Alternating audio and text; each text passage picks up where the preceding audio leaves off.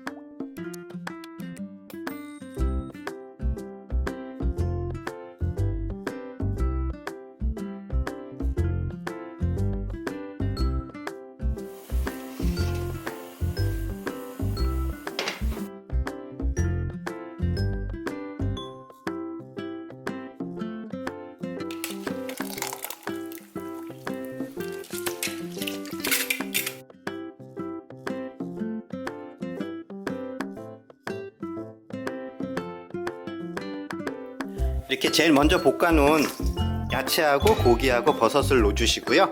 다음엔 시금치예요. 시금치도 털어가면서 뭉칠 수가 있으니까 이렇게 털어갖고 다 집어넣어주세요. 먼저 골고루 야채를 섞어주세요. 이렇게 해서 골고루 잘 섞여졌을 때요, 이제 물기가 빠진 상태에서 당면을 넣어주셔야 돼요. 삶아놓은 당면 골고루 묻혀주시고요. 이렇게 한 번만 이제 여기다가 소스 만들어 놓은 거를 집어넣을 거예요. 이렇게 소스랑 다 집어넣어 주세요. 예쁘게 색이 예쁘게 나올 거예요. 그 노두유가 들어가 갖고 벌써부터 틀리잖아요. 이렇게 해서 골고루 야채하고 당면하고 묻혀주세요. 색은 박아시면서요 넣어주세요. 노두유로 색깔을 맞춰주시든지요, 노두유를 안 갖고 계신 분들은 카라멜 소스를 이용해 가지고요 맛있게 보이게 이렇게 해야 한정식 집에서 드셨던 그런 예쁘고 윤기가 자르르 흐르는 그런 맛있는 잡채를 만드실 수가 있으세요. 당면을 돌려 담아 주시고요. 요 위에다가 나머지 야채를 올려 놓을게요. 예쁘게 하기 위해서 시금치도 고기하고 버섯, 양파도 조금, 파프리카, 당근, 마지막으로 위에다가 통깨 좀 뿌려주시면, 올 설에는요 잡채 만드실 때 이렇게 한정식 집에서 드셔본 듯한 이런 느낌이 나는 잡채를 예쁘게 만들어 갖고 올려보세요. 상에 당면 자체에도 색이 예뻐 가지고 아마 손이 한 번 더 갈 거예요. 빨리 어머니랑 맛있게 먹어보겠습니다.